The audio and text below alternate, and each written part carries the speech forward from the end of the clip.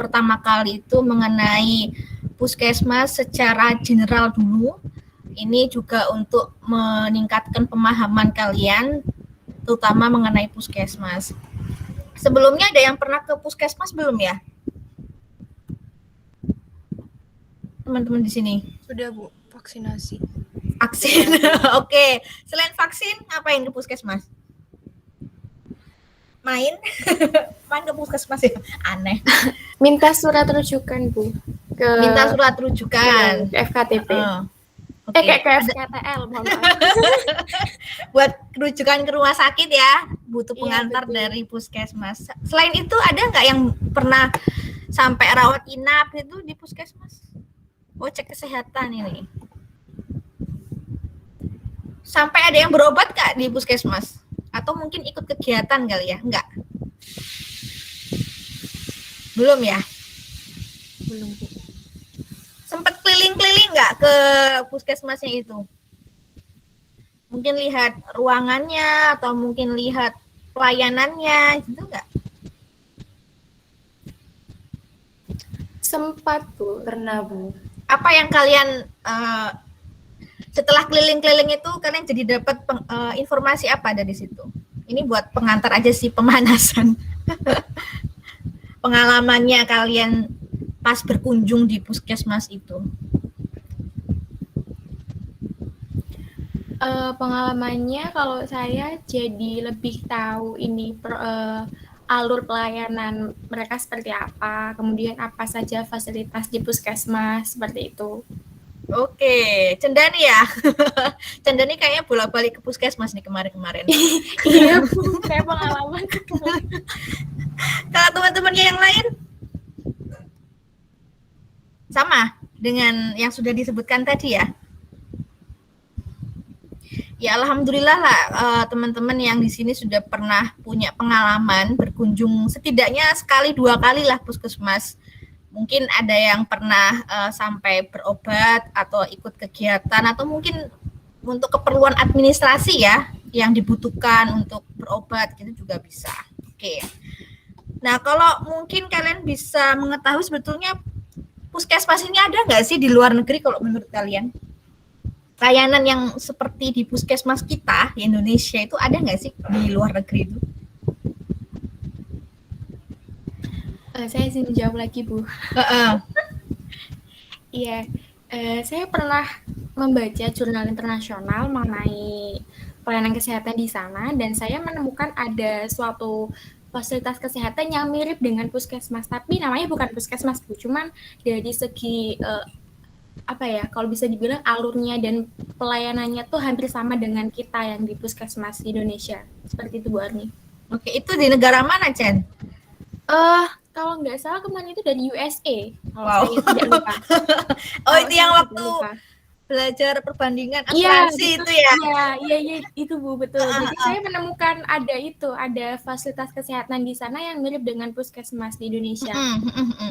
Memang kalau kita lihat di luar negeri itu kebanyakan modelnya kayak klinik, teman-teman. Kemudian kalau untuk ya praktek dokter sih, dokter umum biasanya kan, general practitioner itu kan yang paling sering ada kalau di luar negeri.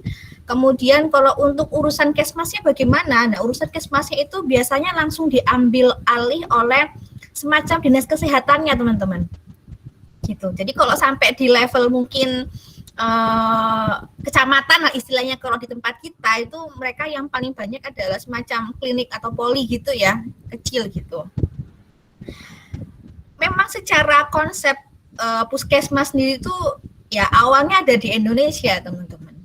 Kalau kita lihat sejarahnya, jadi kemunculan puskesmas itu memang diawali dari konsentrasi pemerintah itu terhadap upaya kesehatan masyarakat. Ini waktu kita sebelum eranya merdeka ya, masih pemerintahan Hindia Belanda itu kan juga sudah muncul kayak semacam pandemi seperti sekarang ini gitu kan. Kalau dulu mungkin bisa diketahui ada wabah di kolera ya tahun 1937, kemudian setelah itu terjadi lagi ada wabah cacar gitu ya tahun 48, kemudian sampai juga ada wabah malaria tahun 59. Nah, dengan keberadaan wabah atau pandemi ini menjadi sebuah dorongan ya, men-trigger dari pemerintah supaya mereka lebih aware terhadap kesehatan masyarakat gitu kan. Karena posisinya itu sangat menimbulkan potensi bahaya yang besar, terutama bagi kesehatan orang banyak kayak gitu. Kemudian konsep puskesmas sendiri itu lahir pada tahun 68, teman-teman. Ini pada waktu Rakerkesnas, Rapat Kerja Kesehatan Nasional. Ini sudah merdeka ya Indonesia tahun 68.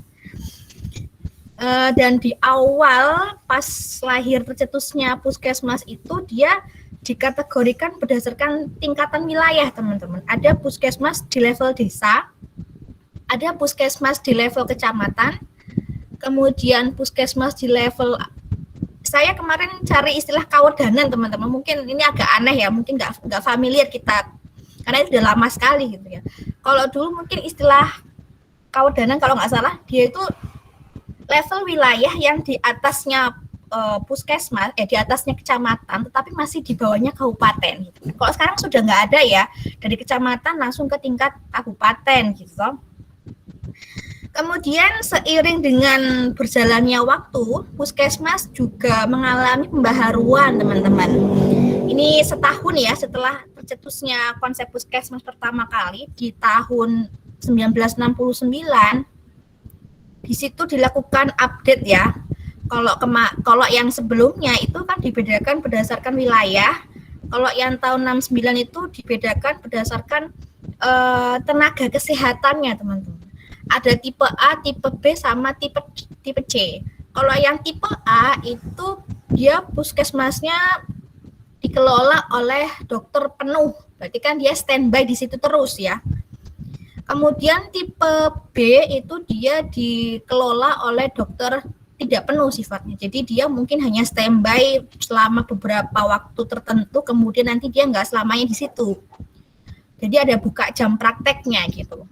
Kemudian yang ketiga adalah puskesmas tipe C. Tipe C ini tuh dia tidak dikelola oleh dokter tetapi non paramedis. Mungkin karena pada waktu itu ketersediaan tenaga dokternya itu masih terbatas ya. Kalau kita lihat historinya kan dulu orang-orang pribumi kan tidak boleh sekolah kan. Mereka banyak yang punya kesempatan untuk sekolah, ya sekolah kedokteran terutama itu banyak orang-orang dari Belanda sendiri yang menjajah pada waktu itu. Jadi kemungkinan orang-orang dokter yang berasal dari istilahnya orang Indonesia asli itu terbatas gitu. Sehingga kemudian masih memberdayakan teman-teman dari non paramedis gitu ya, bisa perawat misalkan di situ. Nah, di tahun 1970 teman-teman, sekarang sudah mulai berkembang lagi ya. Di mana di situ telah ditetapkan satu puskesmas itu berada di tingkat kecamatan, di mana dia membawai atau mengelola sekitar 30.000 sampai 50.000 jiwa penduduk lah istilahnya gitu. Di tahun 70 ditetapkan. Berarti kan at least di setiap kecamatan itu pasti ada satu puskesmas kan ya. Kemudian berkembang lagi teman-teman, ternyata skupnya dipersempit lagi. Mungkin kita pernah melihat ya, atau di daerah kalian juga, satu kecamatan itu punya 2 puskesmas. Pernah menjumpai nggak kayak gitu? Di kecamatan saya seperti itu, Bu. Iya, betul. Itu mungkin gara-gara kepadatan penduduknya tinggi, teman-teman. Jadi kemudian dipecah ya. Jadi karena melihat jumlah penduduk yang banyak itu kan akan mempengaruhi jangkauan dari pelayanan yang diberikan kan. Kasihan juga kalau misalkan puskesmas itu harus melayani sekian ribu jiwa gitu kan, kewalahan. Kemudian dibuatlah konsep nanti satu puskesmas itu hanya melayani maksimal 30.000 jiwa. Nah, bagaimana kalau misalkan penduduk di situ itu lebih dari 30.000 jiwa itu ya, itu tadi salah satu solusinya membuka puskesmas baru. Jadi jangan kaget kalau misalkan satu kecamatan tuh punya 2 puskesmas. Atau bisa juga dengan mempertimbangkan geografis, teman-teman. Misalkan satu kecamatan itu terpisah ya, satunya di bukit, satunya di wilayah yang agak jauh terpencil gitu kan. Kalau misalkan hanya dibuat satu, ini kan kasihan kan yang orang-orang berada di wilayah lain. Dia harus menjangkaunya itu harus butuh waktu yang lama gitu kan. kurang memudahkan. Akhirnya kemudian dipikirlah konsep mempersempit cakupan populasi penduduknya tadi begitu. Nah, kemudian dari tahun 79 sampai sekarang ini pembangunan kesehatan kan sudah semakin dipersempit ya levelnya. Tidak hanya lagi di tingkat kecamatan, tetapi juga sampai di level kelurahan. Sehingga dalam proses pelayanannya pun puskesmas itu dibantu oleh apa? Puskesmas pembantu misalkan, ada pos-pos kesehatan desa lainnya gitu kan. Jadi arahnya sudah mulai di level kelurahan atau desa gitu. Kalau kecamatan kan terdiri dari banyak desa kan ya. Nah, dengan adanya keberadaan puskesmas pembantu, poskesdes di level kelurahan atau desa ini juga bisa mendekatkan akses pelayanannya itu kepada masyarakat. Sampai sini paham teman-teman? Jadi ini kita belajar bagaimana historinya ya, kenapa kok tiba-tiba muncul di puskesmas di Indonesia gitu kan? Gimana sejarahnya? Ini kita bisa melihat dari sini gitu. Oke, kita lanjut ya. Kalau misalkan saya jelasinnya kecepatan, kalian bisa interupsi loh, Rek. Oke, kita lanjut ya, teman-teman. Nah, di sini saya juga memberikan pemahaman kepada kalian bahwasannya keberadaan puskesmas ini tuh dilindungi oleh peraturan dari pemerintah, teman-teman. Ada keputusan Menteri Kesehatan yang membahas tentang kebijakan dasar puskesmas. Ada juga Permenkes yang membahas tentang puskesmasnya sendiri. Kemudian ada juga Permenkes yang secara khusus membahas tentang peningkatan mutunya melalui akreditasi. Ini baru teman-teman tahun 2015 sejak adanya era JKN ini, puskesmas harus terakreditasi. Ini kewajiban kalau memang mereka harus bermitra dengan BPJS Kesehatan. Salah satu syaratnya adalah mereka harus terakreditasi. Bagaimana Bu dengan kondisi sebelum adanya peraturan ini? Nah, ini mereka sifat akreditasi itu jadinya tidak wajib, teman-teman. Ada sebagian puskesmas yang memang dia ikut melakukan penjaminan mutunya itu lewat ISO, itu juga ada. Gitu. Dan tapi dengan adanya peraturan ini mau tidak mau puskesmas harus meningkatkan mutunya kan ya. Karena setidaknya mereka selama 3 atau 5 tahun itu harus melakukan akreditasi ini begitu. Kemudian mengenai pengelolaan atau manajemen puskesmas pun itu juga diatur di dalam Permenkes 44 tahun 2016. Lalu di sini juga ada peraturan terbaru, revisi ya dari yang sebelumnya tahun 2014, ini ada tahun 2019 yang terbaru. Peraturannya mengenai puskesmas. Kemudian soal standar pelayanannya pun itu juga diatur teman-teman di dalam Permenkes nomor 4 tahun 2019. Lalu yang terakhir ini juga ada perubahan lagi terhadap peraturan akreditasi puskesmas.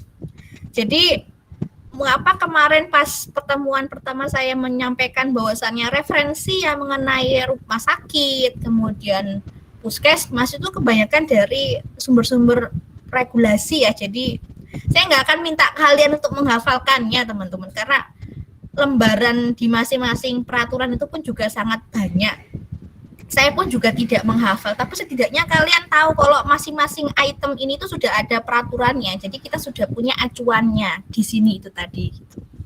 Karena kalau kita cari semacam puskesmas di luar negeri itu kan jarang ya, belum tentu mereka ada, sehingga referensinya pun juga terbatas. Begitu. Oke, berikutnya ada definisi teman-teman. Lagi-lagi saya ingin kalau membahas pengantar itu berikan juga soal pengertiannya ya. Nah, ini untuk definisi dari puskesmas saya ambilkan dari Permenkes 43 tahun 2019. Ini peraturan puskesmas yang terbaru teman-teman.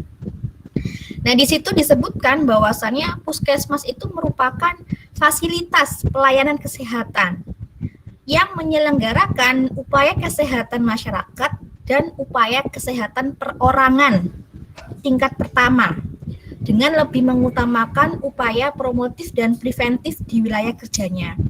Yang bisa kita ambil poin pentingnya adalah di puskesmas itu setidaknya ada 2 jenis layanan yang diberikan ya teman-teman, ada UKM dan UKP. Kemudian orientasinya layanannya itu tentunya promotif dan preventif, sehingga kegiatan-kegiatannya tentunya lebih didominasi oleh upaya kesehatan masyarakat, bisa melalui program kesehatan, begitu kan? Dan yang terakhir adalah dia punya wilayah kerja, teman-teman. Misalkan tadi satu puskesmas di satu kecamatan gitu kan, berarti dia bertanggung jawab untuk mengelola program-program kesehatan yang berada di wilayah kerjanya tersebut gitu. Begitu ya untuk definisi. Nah, kemudian apa sebetulnya visi dari puskesmas? Visi dari puskesmas itu sebetulnya untuk mencapai kecamatan sehat, teman-teman. Nah, indikator dikatakan sebagai kecamatan sehat itu yang seperti apa? Setidaknya ada 4 indikator, teman-teman. Yang pertama, kita melihat dari aspek lingkungannya, kemudian dari segi perilaku masyarakatnya, yang ketiga itu ada cakupan pelayanan kesehatannya yang bermutu, dan yang keempat adalah derajat kesehatan penduduknya. Jadi 4 inilah yang menjadi penentu apakah kecamatan itu bisa dikatakan sebagai kecamatan yang sehat atau belum, kayak gitu. Meskipun demikian, kalau mungkin kalian bisa melihat visi puskesmas di tempat tinggal kalian masing-masing, bisa saja mereka punya visi yang berbeda-beda secara redaksi ya, kalimat pernyataan visinya itu. Tetapi konteksnya itu masih dalam untuk tadi mencapai kecamatan sehatnya gitu. Nah, kalau misalkan kecamatannya sudah sehat, berarti kan nanti di tingkat kabupaten pun otomatis mendorong penduduknya juga sehat gitu kan. Jadi kita mulai di level kecamatan terlebih dahulu. Gitu ya. Terus soal misi, nah ini sebagai gambaran kalian, jadi puskesmas pun juga punya misi, ada 4 ya. Dia menggerakkan pembangunan yang berwawasan kesehatan di wilayah kerjanya. Kemudian dia juga harus mendorong kemandirian hidup sehat bagi keluarga dan masyarakat di wilayah kerjanya. Kemudian memelihara dan meningkatkan mutu, pemerataan, dan keterjangkauan pelayanan kesehatan yang diselenggarakan. Dan yang terakhir adalah puskesmas itu harus memelihara dan meningkatkan kesehatan perorangan, kemudian keluarga, dan masyarakat beserta lingkungannya. Jadi tugasnya si puskesmas ini tuh lebih kompleks ya dibandingkan dengan mungkin fasilitas pemberi yang pengobatan gitu kan ya. Selain dia juga untuk memberikan UKP, dia juga punya tanggung jawab untuk memberikan pelayanan kesehatan masyarakat gitu. Itu lebih berat lagi tanggung jawabnya. Kemudian kita akan bahas mengenai kedudukan puskesmas, teman-teman. Kalau misalkan kalian pernah pergi ke puskesmas, itu kan pasti ada pelangnya ya, Rek, di depan itu loh, di depan gedung puskesmas itu loh. Ya pernah nggak bersuah foto di situ?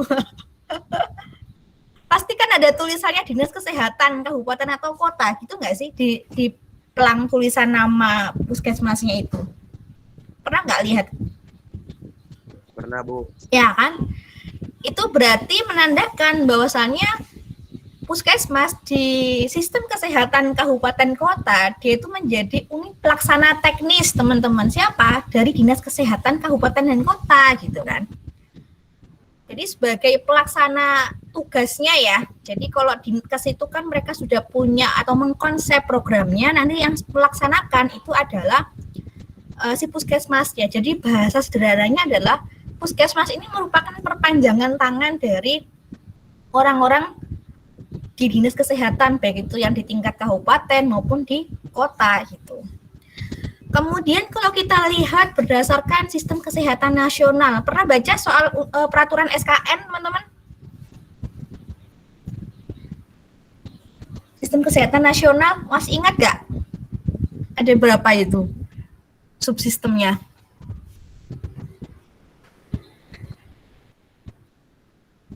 Halo? Pernah belajar atau lupa? Pernah belajar, Bu. Pernah belajar. Itu loh teman-teman yang sistem kesehatan nasional ada dari segi kebijakan, regulasinya, ada dari segi logistiknya, alkes, gitu kan, obat-obatan. Nanti bisa kalian pelajari itu ada. Nah, salah satu subsistem di sistem kesehatan nasional itu ada yang namanya pelayanan kesehatan, teman-teman. Nah, posisi dari puskesmas ini adalah dia sebagai sarana yang memberikan pelayanan kesehatan di strata pertama. Ingat, strata pertama kita di istilahnya itu gatekeeper ya, garda terdepan dalam pelayanan kesehatannya gitu. Garda pertama lah istilahnya. Jadi nanti dia akan bertanggung jawab untuk mengelola layanan-layanan yang sifatnya mendasar, teman-teman. Nanti kalau misalkan dia sudah tidak mampu lagi untuk misalkan menghadapkan masalah kesehatan yang dialami oleh penduduk itu kan beragam ya, teman-teman. Ada yang bisa diselesaikan di level puskesmas, dan mungkin ada juga masalah yang nggak mampu diselesaikan oleh puskesmas. Makanya kemudian nanti kita ada yang namanya pelayanan kesehatan di strata kedua atau di tingkat lanjut. Nah, nanti dia akan mengcover kalau misalkan puskesmas nggak mampu, baru akan dilempar ke yang tadi itu. Sampai sini paham ya, teman-teman? Kemudian kedudukan yang ketiga itu adalah posisi puskesmas di dalam sistem pemerintahan daerah. Kita tahu kalau tadi dia punya pertanggungjawaban terhadap wilayah ya di tingkat kecamatan. Berarti secara struktural posisi puskesmas ini tuh berada di mana? Di pemerintahan tingkat kecamatan, teman-teman. Ya enggak? Tetapi memang tugasnya itu fokusnya di bidang kesehatan. Di tempat saya agak berisik ya, mohon maaf. Tapi suara saya kedengaran nggak, teman-teman? Ada suara motor tadi itu, oke. Jadi gitu ya, posisi puskesmas, baik menurut tingkat di sistem kesehatan nasional, kemudian dari sistem kesehatan daerah, lalu pemerintahan daerah. Sampai sini ada komentar dulu, teman-teman? Jelas? Kok diem? Saya, Bu. Oh, Hilda, gimana Hilda? Kan dibilang ada 4 indikator Kecamatan sehat tadi ya. Sehat. Itu harus namanya? Harus memenuhi 4 indikator itu ya, Bu? Iya. Betul. Tapi nanti kita pelajari lagi, Wes. Itu kan baru indikator ya, tapi kan kita tidak tahu berapa sih angka yang harus dicapai. Standarnya itu loh yang kita belum tahu itu. Karena masing-masing daerah itu kan dia punya SKD ya, sistem kesehatan daerah. Sehingga mereka punya gambaran berapa sih targetnya masing-masing, baik itu dari segi perilakunya, dari segi cakupan pelayanan kesehatannya, lalu dari segi apa tadi itu lingkungannya gitu kan. Itu ada sih standarnya memang. Di standar pelayanan bidang kesehatan daerah itu ada. Baik, Bu, terima kasih. Ada lagi? Nggak ada ya? Oke. Semoga jelas lah. Saya lanjutkan kalau begitu. Ini sudah kedudukan puskesmas. Nah ini prinsip penyelenggaraan puskesmas, teman-teman. Yang pertama adalah paradigma sehat. Ini jelas ya teman-teman, karena kalau kita lihat dari bentuk tadi, dari definisi Wes, tadi kan dijelaskan ya bahwasannya peranan dari puskesmas itu kan lebih banyak aspek promotif dan preventifnya ya enggak?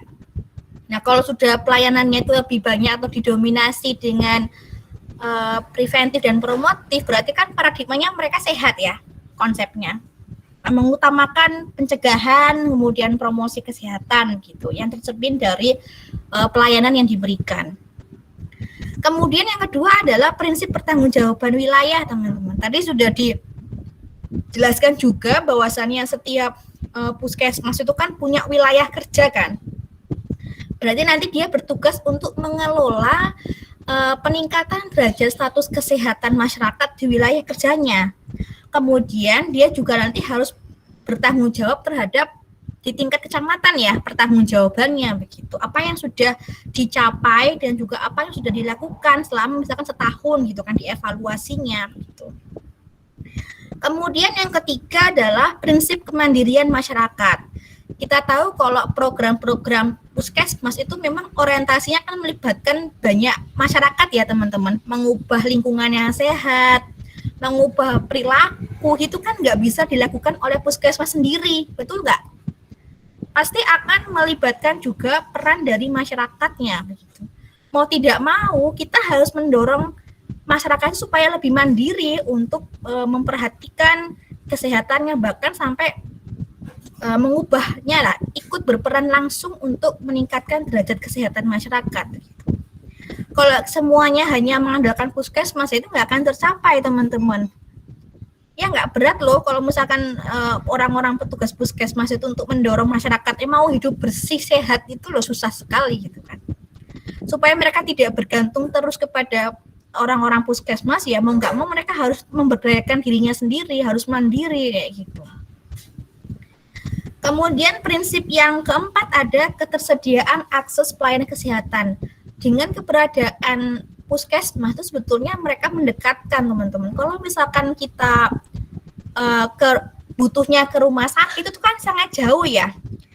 Coba kalian perhatikan dari tempat tinggal kalian untuk bisa ke rumah sakit itu kan sangat jauh ya. Bisa sejam, bisa setengah jam. Tapi kalau misalkan adanya puskesmas di level kecamatan, setidaknya ini bisa mendekatkan lah jangkauan aksesnya begitu. Kalau ke puskesmas mungkin 5 menit, 10 menit sampai gitu kan ya. Kalau ke rumah sakit mungkin lebih jauh sehingga waktunya pun lebih panjang jadinya. Kemudian yang selanjutnya ada prinsip teknologi tepat guna. Ini kaitannya dengan selama mereka memberikan pelayanan kesehatan, puskesmas juga menggunakan teknologi teman-teman. Jadi misalkan mereka punya terobosan terbaru nih, tapi memang jarang ya kita temukan di puskesmas, mereka paling ya standar lah ya untuk teknologinya gitu. Tetapi mungkin ada juga puskesmas yang dia sudah relatif maju, sehingga teknologi-teknologi yang digunakannya pun juga lebih canggih gitu ya. Mungkin misalnya dari segi administrasi untuk antriannya nggak manual gitu kan, yang pakai kertas yang diambil di satpam gitu kan ya, mungkin sudah pakai mesin canggih gitu, tinggal pencet keluarlah nomornya gitu kan, itu yang aplikasi yang sederhana.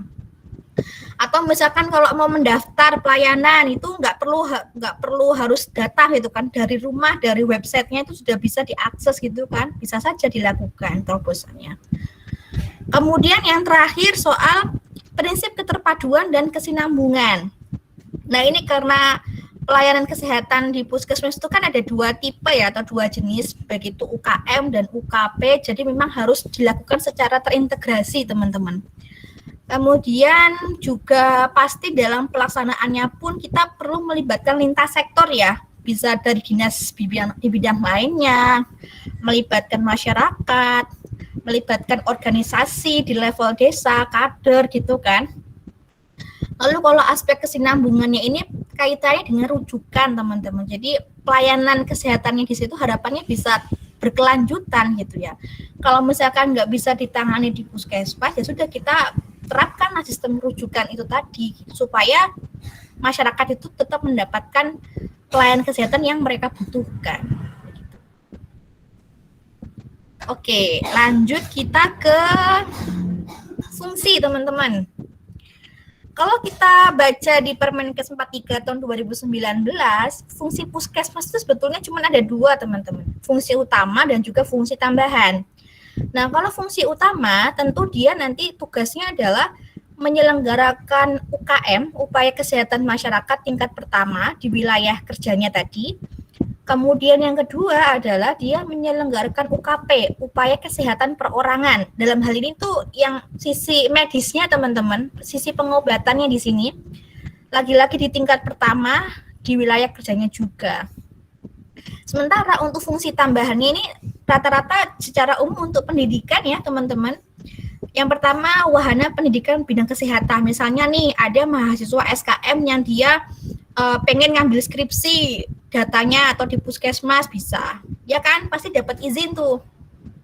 Atau misalkan ada yang pengen magang di puskesmas, itu kan juga termasuk salah satu fungsi puskesmas dalam wahana pendidikan sebagai tempat lah untuk memberikan pengalaman lah bagi mahasiswa gitu. Kemudian wahana program internship. Jadi kalau mungkin kalian pernah dengar ada program dokter PTT dulu. Jadi para teman-teman kita yang medis kalau misalkan sudah lulus itu kan butuh internship ya buat pendidikan profesinya. Nah, ini bisa pakai puskesmas. Kemudian selain itu juga bisa menjadi jejaring rumah sakit pendidikan gitu. Bisa menempatkan para peserta didiknya untuk belajar secara langsung di puskesmas gitu. Nah, tapi kalau sekarang ini situasinya pandemi mungkin tidak sebebas dulu ya pas waktu normal. Misalkan kalau kalian ya termasuk kemarin kita mau ada kegiatan observasi langsung ke puskesmas kan ini mungkin nggak semudah itu juga kalau situasinya masih seperti ini gitu ya. Kalau saat nggak ada pandemi ini mungkin kalian bebas mau ngambil data, mau interview di sana, mau istilahnya ngambil pengalaman lah di situ mungkin lebih fleksibel ya. Tapi kalau sekarang mungkin dibatasi jadinya. Terus kita lanjut. Kalau ini fungsi, nah ini ke fungsi lagi, tetapi sumbernya berbeda ya teman-teman. Kalau tadi kan dari Permenkes nomor 43 tahun 2019, nah yang ini fungsi puskesmas lainnya berdasarkan keputusan Menteri Kesehatan nomor 128 tahun 2004. Ini sudah agak lama sekali tetapi masih sering dipakai teman-teman. Kalau menurut Kemenkes ini, fungsi puskesmas dibagi menjadi 3 teman-teman. Yang pertama adalah dia menjadi penggerak pembangunan berwawasan kesehatan di wilayah kerjanya ya teman-teman. Jadi keberadaan puskesmas itu sebetulnya menjadi salah satu satu-satunya lembaga yang orientasinya itu kesehatan di level kecamatan. Sehingga mau tidak mau mereka harus menjadi pionir ya, menggerakkan semua bidang lainnya itu harus berorientasinya pada pembangunan kesehatan. Di bidang ekonomi, di bidang sosial, pendidikan, itu semuanya harus punya atau menjiwai bidang kesehatan dalam melaksanakan aktivitasnya begitu. Yang harapannya itu juga nantinya turut mendongkrak ya derajat kesehatan masyarakat.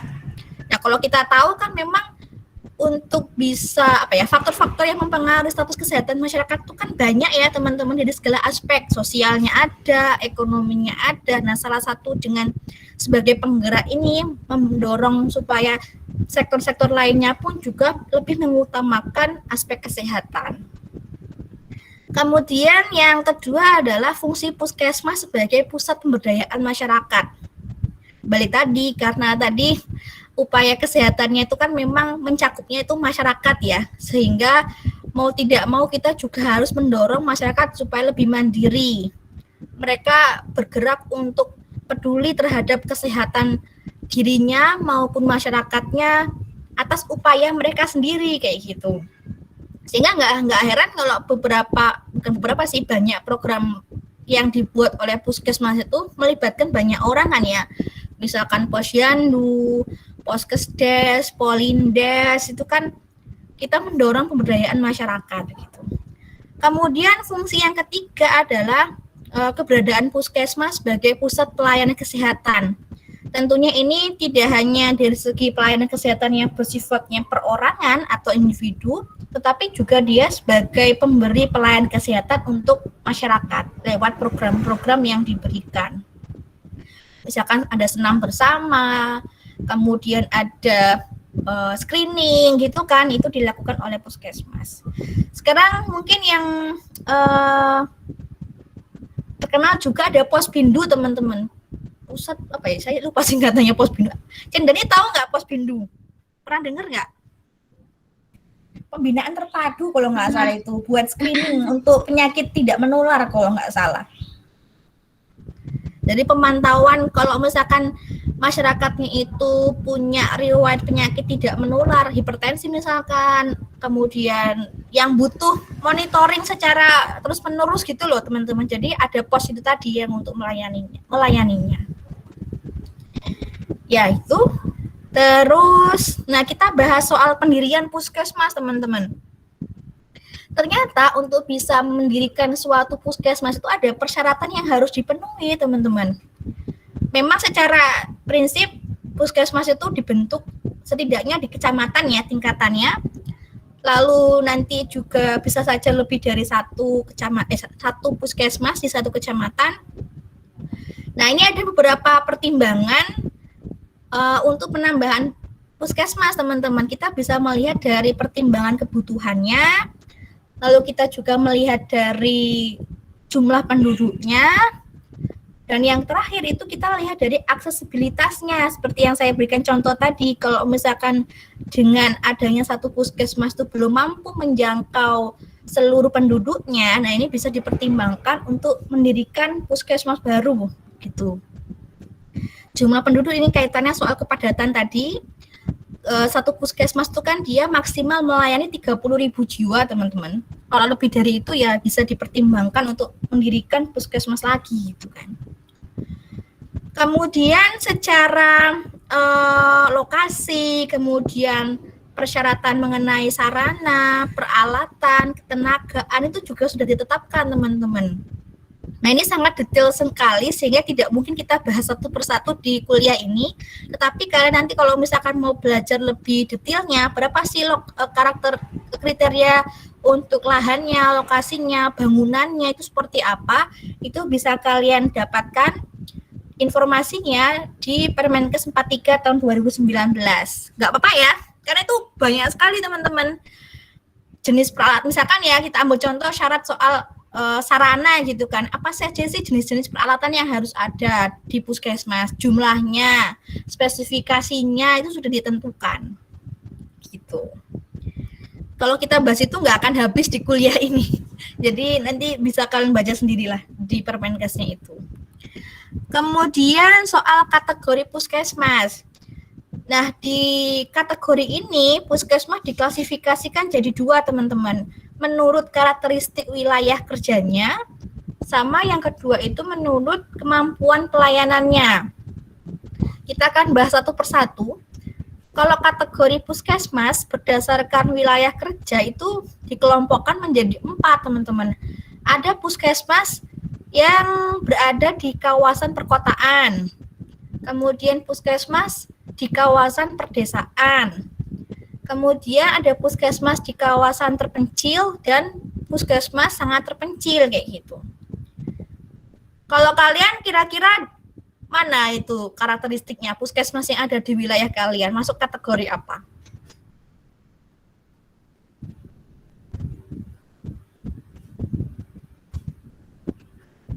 Mungkin kebanyakan perdesaan ya, teman-teman. Atau ada yang tinggal di kota ini. Kalau di kota ya kemungkinan puskesmas kategorinya masuk kawasan perkotaan ya. Kemudian kalau yang berada di wilayah terpencil, kemungkinannya ya nanti puskesmas kawasan terpencil atau yang sangat terpencil gitu kan, tergantung seberapa sulit akses menjangkaunya gitu.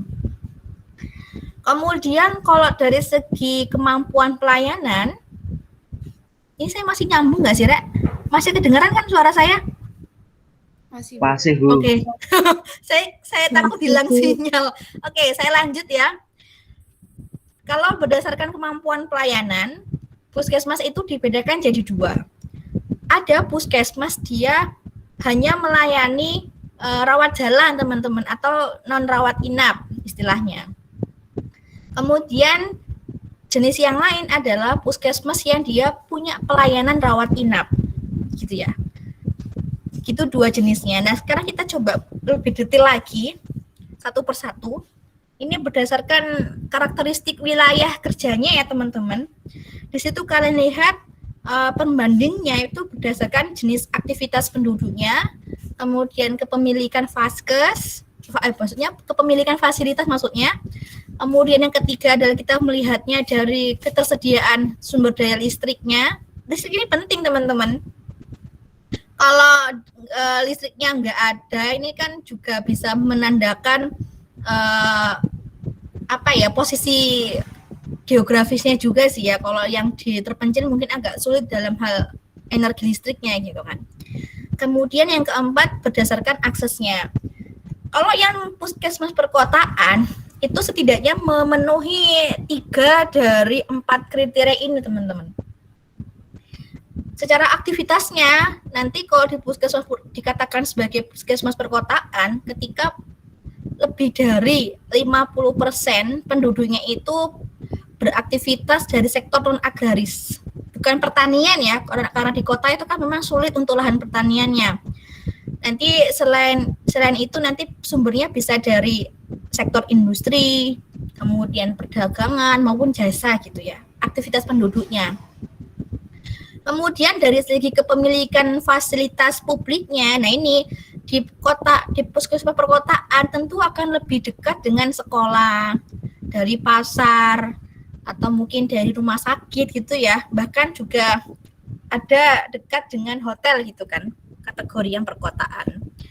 Kemudian dari segi ketersediaan tenaga listriknya itu ternyata kalau di puskesmas perkotaan sebagian besar atau lebih dari 90% itu rumah tangganya sudah menggunakan listrik gitu. Lalu kalau kita bahas berdasarkan akses, itu dia sudah tersedia juga jalan raya ya, dan juga transportasi untuk menuju fasilitas tadi gitu. Kemudian kalau puskesmas pedesaan, bagaimana kriterianya? Nah, puskesmas pedesaan itu dikatakan seperti itu jika aktivitas penduduknya itu lebih banyak pada sektor agraris, bertani ya, atau maritim, dia sebagai nelayan gitu. Kemudian mungkin agak lebih jauh dengan fasilitas publik lainnya, misalkan sekolah ternyata lebih dari 2,5 kilo, lumayan ya ini. Kemudian dari pasar, jaraknya ke kota juga lebih dari 2 kilo. Kemudian kalau dengan rumah sakit, jaraknya mungkin sudah lebih dari 5 kilo. Kemudian tidak bisa atau tidak tersedia fasilitas hotel misalkan, itu di desa. Kemudian dari segi ketersediaan tenaga listriknya, jadi kalau di puskesmas pedesaan itu kurang dari 90% rumah tangga yang menggunakan energi listrik gitu. Kemudian kalau untuk aksesnya ini sama, terdapat jalan raya dan juga transportasinya untuk menuju fasilitas publik tersebut. Nah, kalau yang kriteria untuk puskesmas terpencil dan sangat terpencil ini memang tidak dijelaskan secara rinci di Permenkes yang 43 tadi ya teman-teman. Mereka menyebutkan bahwasannya untuk kriteria 2 puskesmas ini itu sesuai dengan ketentuan peraturan perundang-undangan. Dan setelah saya cari ternyata ada peraturan Menteri Kesehatan yang menjelaskan kriteria fasilitas pelayanan kesehatan di terpencil, di daerah sangat terpencil, itu ada di Permenkes nomor 6 tahun 2013. Kalau dari situ tadi sempat saya baca, dia menyebutkan soal definisi daerah terpencil dan sangat terpencil, teman-teman. Kalau daerah terpencil itu berarti dia sulit ya, teman-teman, dalam hal penyebabnya itu bisa karena faktor geografis, dia mungkin berupa wilayahnya itu kepulauan, hutan gitu kan, ini sulit untuk dijangkau. Dari segi ekonomis juga masuk, itu beberapa kriteria yang menjadi parameter kapan dikatakan sebagai daerah terpencil maupun yang sangat terpencil. Oke, kita lanjut ke yang kedua, ini berdasarkan tadi ya kemampuan pelayanannya. Ada puskesmas non rawat inap sama puskesmas rawat inap. Nah, puskesmas yang non rawat inap ini berarti kan dia lebih banyak menyelenggarakan pelayanan rawat jalan, teman-teman. Misalkan poli umum, poli gigi, atau mungkin dia juga melayani home care yang langsung datang ke rumah penduduk. Kemudian dia juga punya layanan gawat darurat yang mungkin bisa 24 jam. Kalau tempat kalian puskesmas buka sampai jam berapa, teman-teman? Layanannya? Sore, Bu, sore. Sampai sore ya? Iya, Bu. Kalau di saya dulunya mungkin cuma sampai jam 12. Di tempat saya loh ya, ini desa desa banget. Tapi kalau yang sekarang IGD-nya sudah ada dan alhamdulillahnya 24 jam mereka melayaninya gitu. Kemudian di puskesmas non rawat inap mereka masih menyelenggarakan rawat inap, tetapi nggak untuk semua kasus pelayanan, teman-teman. Ini khususnya hanya diperuntukkan bagi pelayanan persalinan normal, teman-teman. Misalkan ada penduduk yang tiba-tiba ibunya mau melahirkan, lalu dibawa ke puskesmas. Nah, setelah melahirkan kan butuh pemulihan kan ya, nggak bisa langsung dibawa pulang gitu kan. Nah, ini masih bisa, mereka itu kan lebih sifatnya sederhana, simple ya. Dia butuh untuk tempat penginap sementara dia pemulihan kondisi setelah melahirkan. Ini khususnya yang normal. Kalau yang nggak normal, misalkan butuh operasi ya harus dibawa ke rumah sakit, nggak bisa kalau di puskesmas. Kemudian kalau yang puskesmas rawat inap, nah ini dia punya layanan tambahan. Selain dia menyelenggarakan layanan rawat jalan, dia juga punya rawat inap. Nah ini nggak hanya untuk yang tadi persalinan normal, tapi juga untuk kasus kesehatan lainnya gitu kan ya. Terus, nah puskesmas yang dapat menjadi kategori puskesmas rawat inap itu adalah puskesmas yang dia berada di kawasan pedesaan, di kawasan terpencil, ataupun di kawasan sangat terpencil begitu. Ini yang kasusnya dia sangat jauh dari vaskes rujukan atau tingkat lanjut begitu. Kenapa Bu kok puskesmas yang berada di perkotaan malah nggak ada rawat inapnya? Kenapa kira-kira? Kalau menurut kalian? Ya, karena dekat dengan FKTL, Bu. Jadi Nah, betul. Yes, betul sekali. Karena sudah ada rumah sakit, ya buat apa menginap di puskesmas gitu, langsung aja dibawa ke rumah sakit kayak gitu. Karena posisinya pun juga nggak jauh juga dari tempat tinggal gitu. Sampai sini ada komentar lagi teman-teman? Berarti Bu, kalau puskesmas yang di pedesaan lebih lebih lengkap fasilitasnya ya Bu, soalnya kan rawat inap. Sebetulnya bukan kelengkapan fasilitas sih, penambahan layanan sih kalau menurut saya. Kalau secara fasilitas mungkin lebih banyak ya. Kita bicara bukan secara ketersediaan Jadi beda antara ketersediaan layanan dengan fasilitasnya begitu. Kalau fasilitas lebih ke sarana prasarananya maksudnya Hilda. Gitu. Baik. Itu tadi kalau misalkan kita butuh rawat inap di desa gitu ya, sementara akses ke rumah sakitnya itu jauh, itu kan nggak memungkinkan ya. Makanya kemudian kita melihat kebutuhan itu, sehingga di puskesmas di tingkat desa itu sekarang sudah punya layanan rawat inapnya. Gitu. Ada lagi? Saya Bu. Oke, Kevin. Nah, jadi Bu, saya ini ingin bertanya tentang puskesmas ini ada program mengenai rawat inap. Jadi secara tidak langsung kan unsur dari puskesmas ini berdirinya karena untuk preventif dan promotif. Jadi kira-kira Ibu apakah tidak melanggar hal yang telah mendasari? Ini khawatirnya menciderai fungsi puskesmas sebagai tadi ya pemberi upaya preventif sama promotif gitu kan ya? Iya Bu, soalnya di khususnya di kota sih.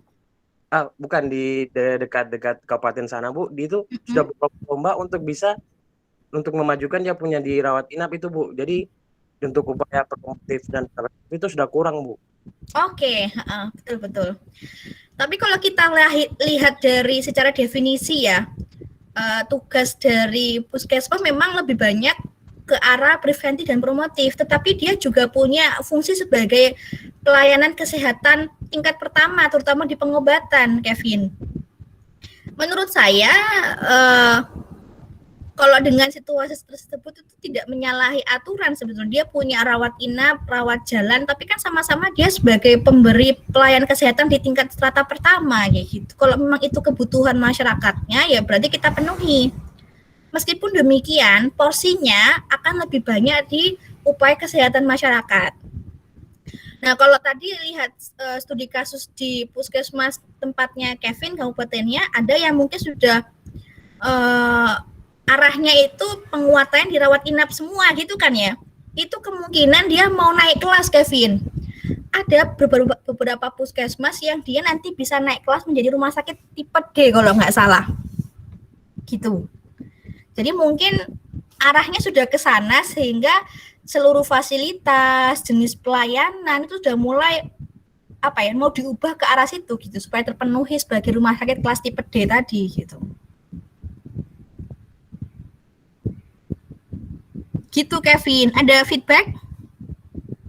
Iya Bu, paham.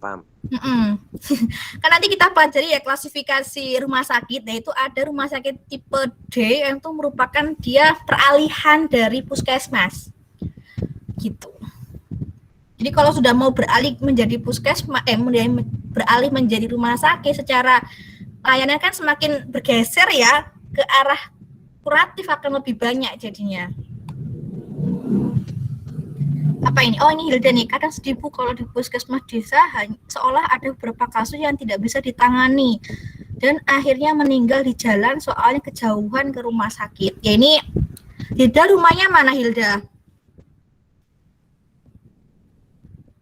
Di Jawa kah? Di Sumatera, Bu. Nah, Tapi ini, di kabupatennya, Bu. Susah nggak kalau ke rumah sakit? Maksudnya secara akses ya, transportasinya atau mungkin jalannya itu masih belum aspal, susah gitu nggak? Atau harus lewat hutan-hutan? Semua susah sebenarnya, Bu. Jalannya rusak, Nah itu. terus jauh. Nah ini ya kadang faktor yang seperti itu yang membuat seseorang akhirnya tidak tertolong jadinya. Puskesmas pun ada, tetapi kan kita nggak bisa menyamakan ya teman-teman secara kapasitas puskesmas yang ada di Jawa dengan puskesmas yang di daerah luar Jawa. Ini bukannya kita mendiskriminasi yang di luar Jawa, bukan, tetapi secara realitanya begitu. Jadi ada beberapa aspek yang memang belum bisa dipenuhi oleh puskesmas di luar Jawa gitu kan. Jadi akses pemerataan ini pun juga masih menjadi isu ya di pelayanan kesehatan. Mau dibawa ke puskesmasnya itu masih belum istilahnya itu memadai gitu kan ya. Sementara kalau dibawa ke rumah sakit itu juga tantangannya lebih besar dari tadi. Jadi jalan misalkan, transportasinya juga tidak mendukung, itu banyak sekali masalahnya. Jadi kadang juga ada beberapa kasus jadinya mereka harus tinggal di kota sementara jadinya karena melihat kondisi kesehatan entah seseorang atau mungkin keluarganya itu yang nggak memungkinkan. Kan sewaktu-waktu bisa saja terjadi kegawat daruratan gitu loh teman-teman. Misalkan soal ibu hamil mau melahirkan dengan kasus komplikasi ini kan kalau misalkan di puskesmas nggak mampu, berarti kan harus cepet-cepet antisipasinya kan dibawa ke kota jauh-jauh hari gitu kan, nggak menunggu ada situasi yang darurat baru dibawa kayak gitu strateginya. Ada lagi teman-teman? Saya, Bu. Ya, Siti, silakan. Saya ingin bertanya mengenai bidan desa yang membuka prakteknya sendiri di rumah, Bu. Itu apakah tidak melanggar dengan misi pelayanan UKP-nya dari puskesmas itu, Bu, di kecamatan tersebut? Oke. Saya kira enggak ya. Artinya misi untuk memberikan pelayanan kesehatan itu kan nggak bisa bertumpu pada puskesmas sendiri ya. Jadi sehingga kita lihat di desa itu ada praktek bidan, mungkin ada juga praktek mantri. Pernah nggak kalian ditemui? Dia dulunya sekolahnya itu SMA kesehatan kalau nggak salah, kalau dulu sih. Sekarang sudah nggak ada. Yang buka praktek bidan, kemudian ada juga praktek perawat itu kan ya. Atau juga mereka merupakan jejaring teman-teman. Bidan di situ kan nanti juga mereka di bawah puskesmas kan ya. Jadi sama-sama sih perpanjangan tangan dari puskesmas itu kan di level desa. Tapi memang mereka mungkin pelayanannya di pelayanan tertentu gitu kan. Kalau bidan ya berarti nanti dia lebih banyak membantu soal kelahiran gitu kan ya di level desa. Kalau misalkan nggak tertangani baru dibawa ke puskesmas gitu kan. Terus, tapi yang aneh kadangkala itu mungkin kalian juga rasakan ada beberapa kasus di luar konteks kesehatan ibu hamil atau mungkin balita ya, itu yang ditangani juga oleh bidan, benar nggak? Misalkan penyakit batuk pilek yang secara apa ya, yang masih sederhana sih, tapi dibawanya tuh lagi-lagi ke bidan, ya nggak? Sakit sedikit itu dibawa ke bidan gitu kan? Iya, Bu. Jadi kayak dokter lah istilahnya. Harusnya kalau secara kapasitas keilmuan memang bidan ya tugasnya kan membantu orang persalinan toh. Tapi mulai bergeser karena yang paling dekat dengan mereka itu tenaga kesehatan adanya bidan, akhirnya semua kasus masalah kesehatan dirujuknya ke bidan akhirnya. Pengobatan apapun ya, mau sakit, batuk, pilek, semuanya ke sana akhirnya. Ya karena yang ada memang hanya itu. Nggak ada lagi pilihannya. Gitu Siti, ada komentar, feedback? Sudah, Bu, sudah jelas. Iya, memang kalau kita ngomongin pelayanan kesehatan ya, baik itu UKP, UKM, kita nggak bisa membebankannya itu pada puskesmas sendiri, teman-teman. Mereka juga perlu dibantu, salah satunya tadi lewat praktek dokter, mandiri gitu ya, di desa, praktek bidan gitu kan. Sama-sama nanti kan tercapainya untuk kecamatan sehat tadi sama-sama ujungnya gitu kan. Oke, kalau enggak ada, kita lanjut ya. Nah, ini Bu Arni, oh iya, silakan. saya Dani. ingin ngomong, Bu. Gimana? Ya, mumpung ngebahas soal ini rawat inap dan non rawat inap. Kalau secara definisi kan berarti idealnya yang puskesmas rawat inap itu seharusnya lebih banyak berada di daerah-daerah atau provinsi yang apa ya Bu, dikatakan mungkin tidak seperti Jawa gitu. Maksudnya di luar Jawa, contohnya Papua Barat, Maluku, mungkin teman-teman Gorontalo juga seharusnya seperti itu. Tapi kalau melihat data, kemarin saya baca-baca data dari Rivaskes 2019 yang di puskesmas itu justru malah kebalikannya Bu. Jadi yang puskesmas Di Jawa rawat ya? inap itu iya di luar Jawa Bu ini. Aduh, Jawa. Sebetulnya Oke. di Jawa pun juga sama, maksudnya proporsi antara rawat inap dan juga non rawat inap ini cukup jauh gitu. Utamanya adalah di provinsi atau di daerah-daerah yang terpencil gitu, seperti yang sudah saya sebutkan kayak Papua, Maluku, Gorontalo dan lain sebagainya seperti itu. Itu kira-kira seperti apa ya Bu Arni tanggapan dari Bu Arni sendiri? Oke. Terima kasih. Untuk mampu memiliki layanan rawat inap itu kan sumber dayanya jadinya nambah loh Cendani. Ruangan bertambah, tenaganya pun juga bertambah, belum logistik yang lainnya gitu kan. Nah kalau sudah ngomongin sumber daya ini rata-rata kalau di luar Jawa itu terbatas Cendani. Jadi kita memang pengen nih ada layanan rawat inap misalkan di puskesmas, tapi apakah sumber daya itu mendukung? Rawat inap misalkan kan berarti kan butuh tenaga perawat ya, tambahan yang nanti melayani.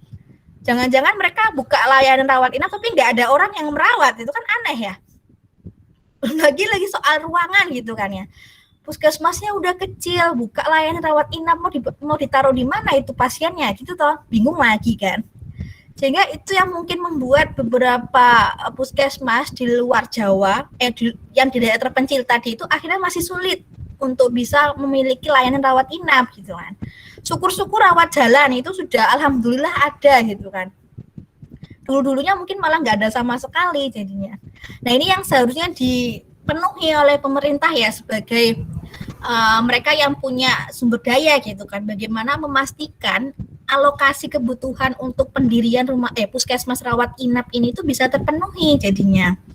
Oke lah kalau rumah sakit memang belum mampu ya, ini malah budgetnya dan sumber daya lebih banyak lagi kalau misalkan mau membangun rumah sakit itu kan ya. Setidaknya puskesmas ini yang mulai dikuatkan melalui aspek ya tadi secara sarana prasarana fisik, secara tenaga kesehatan pun ya harusnya dipenuhi mulai dari sekarang harusnya. Gitu Cendani. Tantangannya banyak sih ya. Untuk menambah kapasitas rawat inap itu juga tidak gampang. Iya betul Bu Arni. Kalau misalkan secara definisi kan yang di provinsi atau di daerah terpencil yang jauh dari FKTL lagi dari rumah sakit. Iya. Idealnya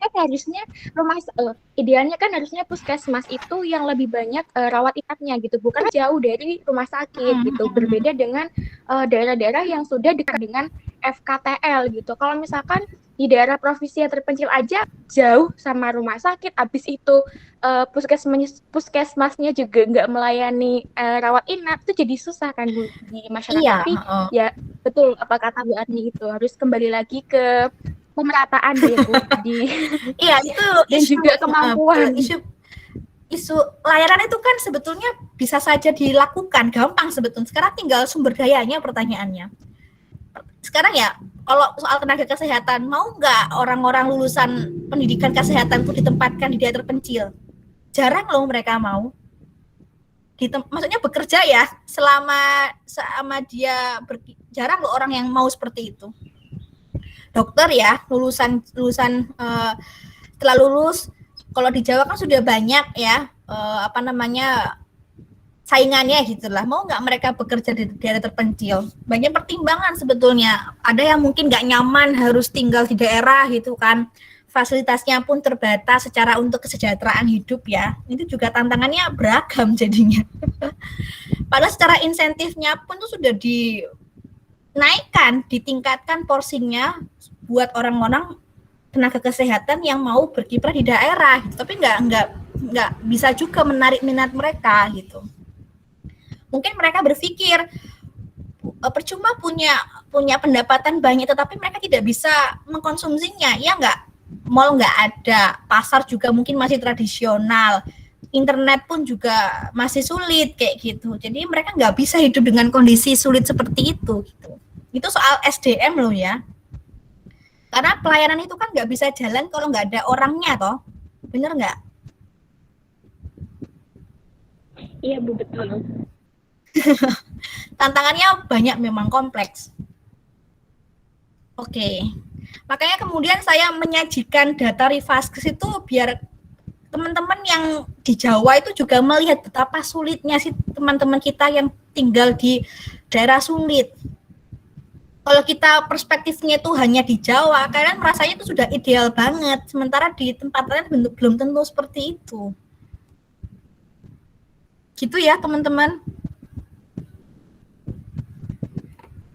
Ada lagi? Oke, kalau belum saya lanjutkan. Kalau begitu kita kembali ke PPT ya. Ini soal perizinan teman-teman. Kalau tadi kan pendirian ya dengan banyak segala macam persyaratan dan kriteria. Ini soal perizinan. Nah, untuk izin operasional itu memang langsung diberikan Pemda teman-teman. Baik itu Pemkap ya, Pemkap atau Pemkot, pemerintah kota, pemerintah kabupatennya. Setelah puskesmas itu memenuhi persyaratan yang ditetapkan. Kemudian soal masa berlakunya teman-teman. Jadi izin operasional puskesmas itu ternyata berlakunya hanya 5 tahun. Nah setelah masa berlakunya habis bisa diperpanjang dengan tadi syarat-syarat persyaratan yang harus dipenuhi. Bagaimana teknis proses pengajuan perizinan puskesmasnya itu? Karena tadi puskesmas kan di bawah koordinasi dari dinas kesehatan baik yang di tingkat kabupaten kota, nanti kepala dinasnya akan mengajukan secara tertulis mengenai izin operasionalnya kepada pimpinan daerahnya ya, baik itu bupati atau wali kota melalui instansi pemberian izin. Ini macam-macam teman-teman. Kadang di kabupaten itu satu pintu mereka bikinnya pemrosesan izin ya. Semua lembaga itu lewat satu pintu juga ada. Kemudian ada juga dinas perizinan modal apa gitulah istilah namanya. Mungkin nanti kalian bisa lihat di kabupaten atau kotanya masing-masing namanya mungkin beda-beda, tetapi ada bagian yang memang mengurusi soal perizinan. Kemudian soal dokumen apa saja yang harus dilampirkan. Ada soal bukti kepemilikan tanah atau lahannya, kemudian ada kajian kelayakan, dokumen pengelolaan lingkungan, kemudian juga ada SK bupatinya untuk kategori puskesmasnya. Ini untuk kasus perpanjangan ya teman-teman, kalau sudah ada SK-nya. kemudian juga harus melampirkan profil puskesmas. Kemudian mungkin juga ada persyaratan tambahan yang secara khusus dibuat oleh pemerintah setempat kayak gitu, itu juga perlu dilampirkan. Oke. Kemudian soal registrasi, ternyata selain perizinan, puskesmas pun juga harus mengurus registrasi. Registrasi itu apa sih? Dia itu kayak semacam kode, teman-teman. Jadi kode spesifik untuk sarana komunikasi dengan dinas kesehatan mungkin, atau di level yang lebih tinggi ada Kementerian Kesehatan. Jadi kita butuh kode untuk sistem informasinya begitu. Lalu kapan registrasi puskesmas ini itu diurus? Setidaknya dilakukan paling lambat 6 bulan setelah puskesmas itu mengantongi izin operasional, baru diurus. Nah, bagaimana teknis untuk mengurus registrasi puskesmas ini? Lagi-lagi lewat Kepala Dinas Kesehatan ya, teman-teman. Jadi nanti Kadinkesnya itu akan mengajukan surat permohonan registrasi kepada kementerian dengan melampirkan salinan izin operasional dan juga rekomendasi dari Dinas Kesehatan Provinsi ya. Nah, untuk bisa mendapatkan surat rekomendasi dari Dinkes Prof ini, itu juga ternyata butuh dokumen lagi, teman-teman. Ada surat permohonan rekomendasi, kemudian dilampirkan dengan izin operasional, ada profil puskesmas, sama ini, laporan kegiatan bulanan, minimal 3 bulan terakhir. Supaya mereka juga tahu aktivitas yang dilakukan oleh si puskesmas tersebut, begitu. Oke, kemudian ini yang terakhir soal akreditasi. Sebetulnya kalau teman-teman yang ikut kuliah manajemen mutu pun juga akan membahas secara spesifik terkait dengan akreditasi ini. Tapi yang di sini saya berikan pengantarnya saja ya, teman-teman, gambaran generalnya ya, gambaran umumnya. Sejak kapan sih ketentuan soal akreditasi puskesmas ini ditetapkan? Jadi kalau kita lihat dari regulasinya itu dari sejak ditetapkannya Permenkes tadi nomor sekian tadi, saya lupa nanti nomor berapa tadi yang akreditasi puskesmas itu loh, yang regulasi. Nah ini Permenkes 46 tahun 2015 ini mulai berlakunya konsep akreditasi puskesmas, sejak adanya peraturan itu. Terus akreditasi puskesmas ini juga menjadi syarat untuk bermitra dengan BPJS Kesehatan di era Jaminan Kesehatan Nasional. Lalu dari segi tahapannya ada 2, ada survei akreditasi dan yang terakhir adalah penetapannya. Apakah nanti termasuk akreditasi? Ada 4 ya klasifikasinya. Tahu nggak teman-teman? Klasifikasi akreditasi puskesmas apa saja? Sudah tertulis di PPT, bukan di dasar utama Muhammadiyah Paripurna itu. Ya itu saya berikan bocorannya. Ngecek aja baca atau enggak kalian materinya. Oke, itu hampir mirip ya dengan yang di rumah sakit pun begitu. Ada dasar, utama, madya, lalu paripurna. Yang paling tinggi paripurna. Pertanyaannya adalah siapa yang menyelenggarakan akreditasi puskesmas atau asesornya lah istilahnya. Itu lembaga independen ya teman-teman. Jadi kalau yang biasanya sih orang-orang yang ada di dinas kesehatan, mereka akan ikut menjadi asesor, itu ada pelatihannya ya. Jadi untuk memberikan penilaiannya itu kan harus berdasarkan standar. Nggak bisa seenaknya sendiri, yang penting dapat bagus, itu kan nggak bisa kayak gitu. Lalu apa saja sih yang dinilai di akreditasi puskesmas ini gitu kan? Ada 3 komponen yang dinilai dalam akreditasi puskesmas. Pertama dari sisi administrasi dan manajemennya yang dilihat. Kemudian yang kedua adalah pelaksanaan UKM-nya. Dan yang ketiga adalah pelaksanaan UKP-nya. Jadi ketiga hal inilah yang menjadi poin penilaian untuk akreditasi puskesmas. Kemudian soal masa berlakunya, ternyata di sini dibatasi teman-teman, hanya 3 tahun masa berlaku akreditasi puskesmas. Nah, kalau sudah habis ya berarti harus diperpanjang lagi gitu. Jadi kalian harus bisa membayangkan betapa ruwetnya jadi staf puskesmas ya teman-teman. Selain mereka juga dituntut untuk melayani masyarakat, baik itu UKP atau UKM. Nah, setiap 3 tahun sekali mereka juga akan diribetkan dengan urusan administrasi untuk kegiatan akreditasi gitu. Lalu yang selanjutnya untuk melakukan akreditasi ini Puskesmas juga mendapatkan pendampingan dari Dinas Kesehatan, teman-teman. Baik itu pendampingan sebelum akreditasi maupun juga pendampingan pasca akreditasi. Karena dari setelah akreditasi kan tentu Puskesmas mendapatkan banyak masukan ya dari para asesor tadi itu untuk peningkatan level, misalkan level predikatnya gitu. Karena pendampingan yang pasca akreditasi itu orientasinya adalah bagaimana meningkatkan mutu puskesmasnya itu. Misalkan contohnya awalnya dia dapat dasar ya, paling rendah itu kan ya. Nah untuk 3 tahun ke depannya supaya bisa meningkat menjadi paripurna itu kan butuh konsultasi lah bagaimana upaya yang dilakukan supaya mutunya bisa meningkat.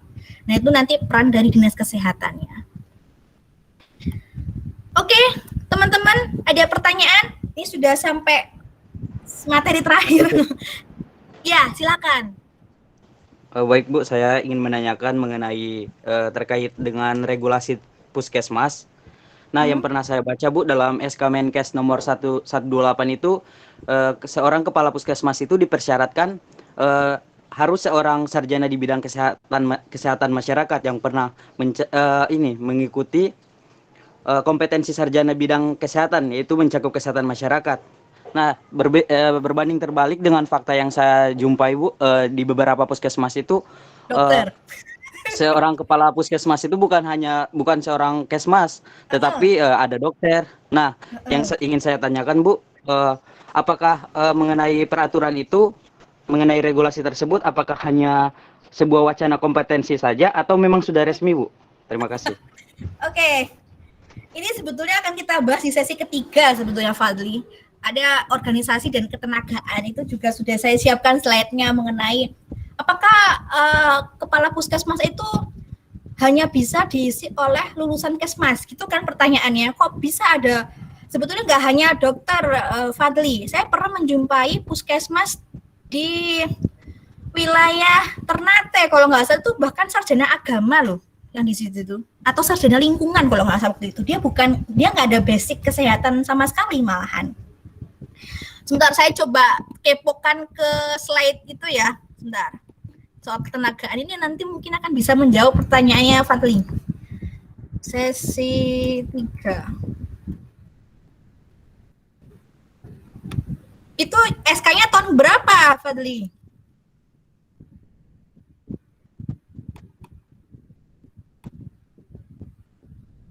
Nah, betul, sarjana ekonomi pun ada. Ada, saya lupa, di Permen berapa itu disebutkan bahwasannya untuk penentuan atau pemilihan kepala puskesmas itu ditentukan oleh pimpinan kepala daerahnya, Fadli.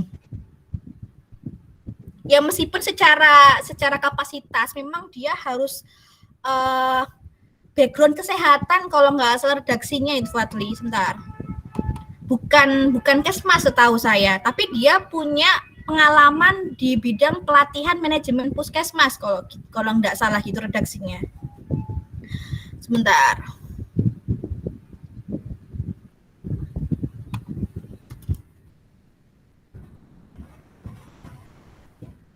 Ya kan, saya dulu pas zaman kuliah pun juga berpikir bahwasannya nanti mahasiswa yang kuliah di kesmas itu pasti jadi kepala puskesmas gitu kan ya mikirnya. Tapi realitanya nggak semudah itu teman-teman. Ini sebetulnya saya mau bahas di sesi ketiga, tapi sudah dibahas sekarang, nggak apa-apa wes. Saya jelaskan sekilas saja.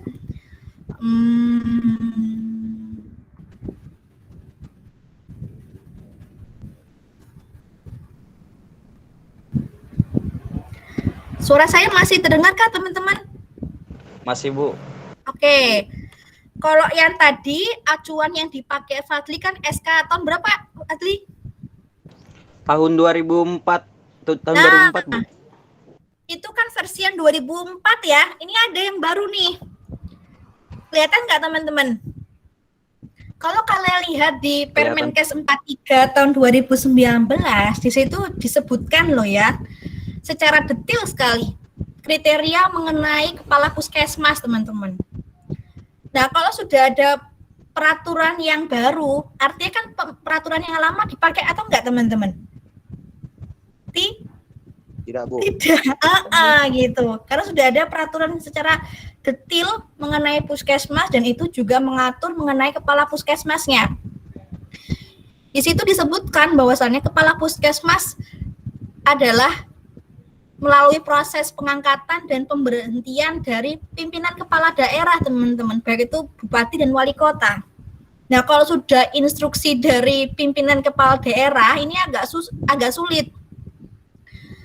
Kalau misalkan mereka sudah punya, jadi nuansanya politis itu loh, teman-teman. Ya sama sih ketika presiden memilih menteri-menteri itu kan terserah presidennya kan ya, yang punya pertimbangan kan ya. Tapi dari segi persyaratan di situ disebutkan bahwasannya untuk menjadi kepala puskesmas itu dia pertama harus ASN ya, dia harus PNS. Jadi kalau teman-teman mau jadi kepala puskesmas harus masuk CPNS dulu. Kemudian setidaknya setara berdasarkan pendidikan, stratanya paling rendah minimal S1 atau diploma 4. Meskipun demikian di daerah mungkin ada yang masih D3 ya, kalian jumpai nggak ada kepala puskesmas yang masih D3 gitu, belum S1 itu ya gara-gara kasus khusus, mungkin karena nggak ada sama sekali orang yang S1 habis, nggak ada sama sekali ya kita terpaksa mau gimana lagi harus ngambil yang D3 misalkan. Kemudian secara jabatan fungsional itu paling nggak dia sudah minimal 2 tahun ini menjabat sebagai jenjang ahli pertama, kemudian dia juga punya kemampuan di bidang manajemen kesehatan masyarakat. Dia pernah ikut pelatihan atau dia punya pengalaman bekerja di puskesmas setidaknya 2 tahun gitu kan ya, untuk memenuhi kapasitas kemampuan manajemen kesehatan masyarakatnya begitu. Kemudian apakah dokter kira-kira atau selain non-kesmas tuh bisa nggak memenuhi ini? Ya kalau kita lihat dari dokter gigi, saya kira masih bisa loh untuk jadi kepala puskesmas. Halo teman-teman. Tapi dulu itu pernah ada, saya lupa peraturan Permenkesnya itu tahun berapa dan nomor berapa. Pernah disebutkan bahwasannya kepala puskesmas itu harus SKM kalau nggak salah waktu itu. Tapi sepanjang perjalanan waktu akhirnya berubah, teman-teman. Ya mungkin salah satunya gara-gara Permenkes ini. Kalau kita lihat dari sini kan artinya nggak harus kesmas kan jadinya. Orang dengan background kesehatan apapun bisa di situ jadi kepala puskesmas. Bisa dari dokter gigi, perawat, bidan tuh bisa masuk jadi kepala puskesmas. Asalkan tadi dia punya kapasitas kemampuan di bidang kesehatan masyarakat. Pernah ikut pelatihan, punya pengalaman bekerja di puskesmas minimal 2 tahun kayak gitu. Asal itu terpenuhi saya kira bisa-bisa saja. Jadi nggak hanya SKM tok gitu maksudnya yang bisa menjadi kepala puskesmas. Bisa dimengerti, Fadli? Baik Bu, terima kasih, bisa dipahami.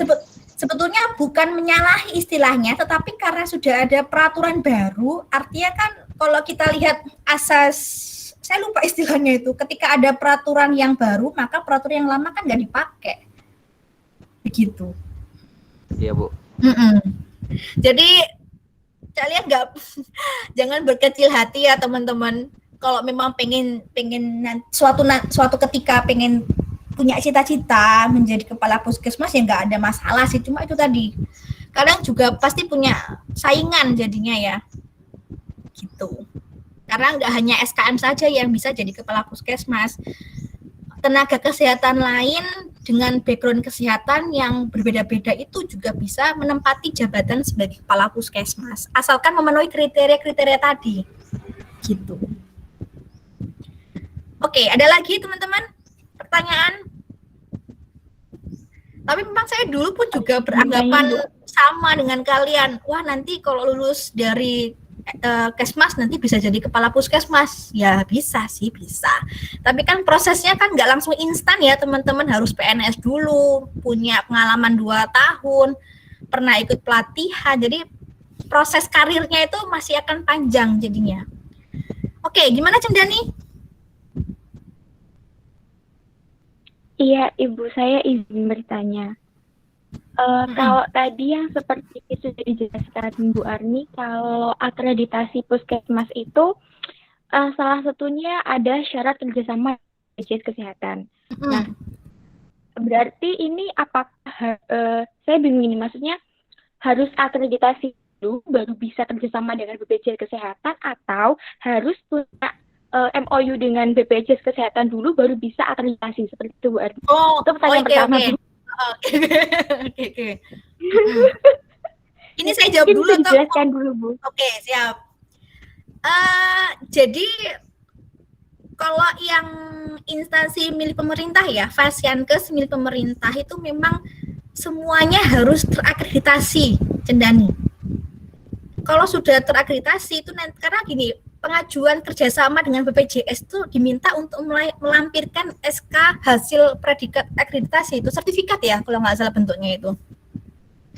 Jadi akreditasi dulu, baru nanti bisa digunakan untuk kerjasama.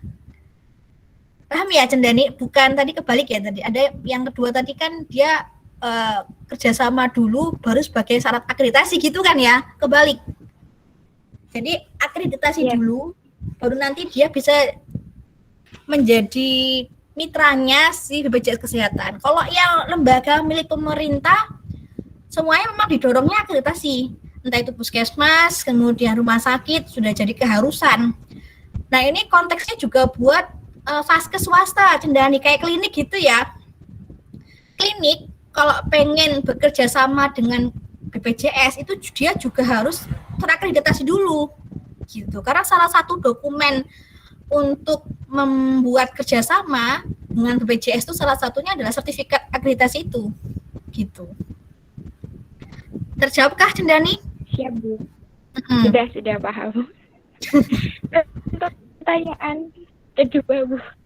Yo. Kembali lagi saya ini melihat data dari ini ya Bu, dari Rivaskes. Di sini menemukan banyak sekali data-data yang mencengangkan seperti itu Bu Arni.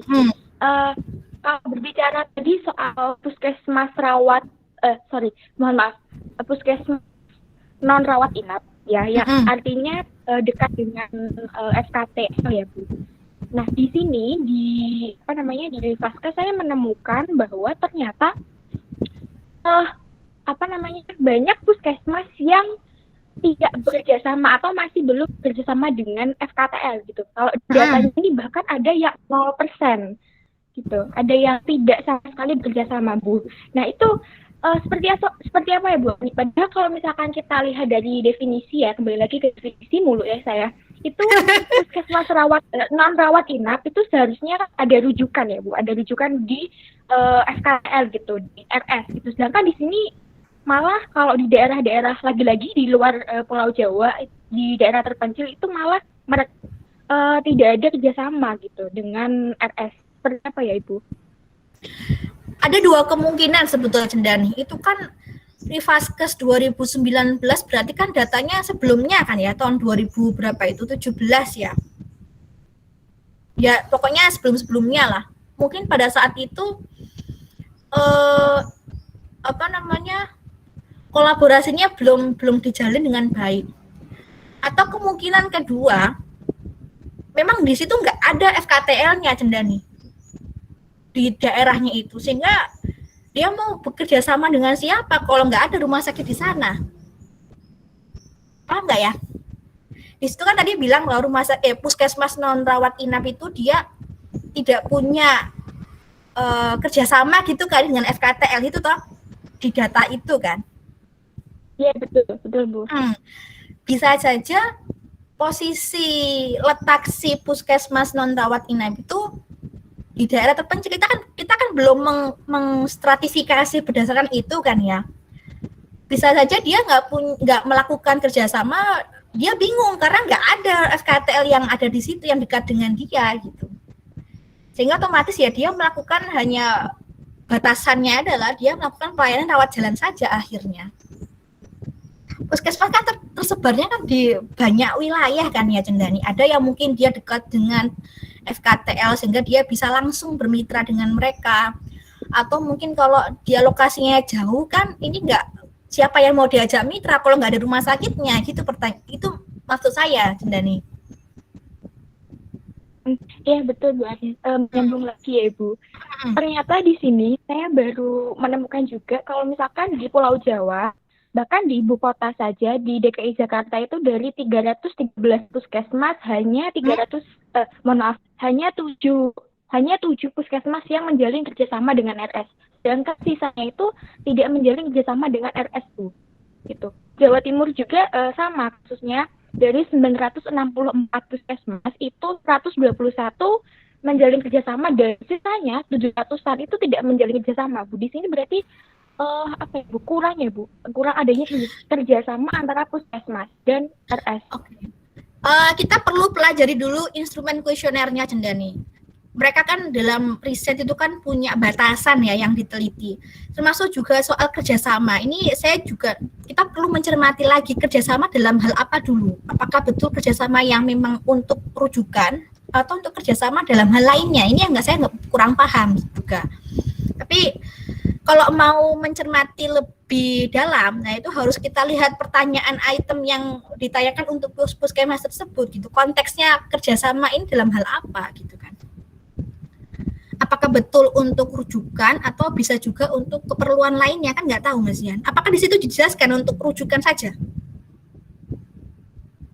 Oh, yang di instrumen itu ada di bawah Bu, ada di bawah lampiran, cuma saya belum baca Bu. Di sini saya baca datanya saja.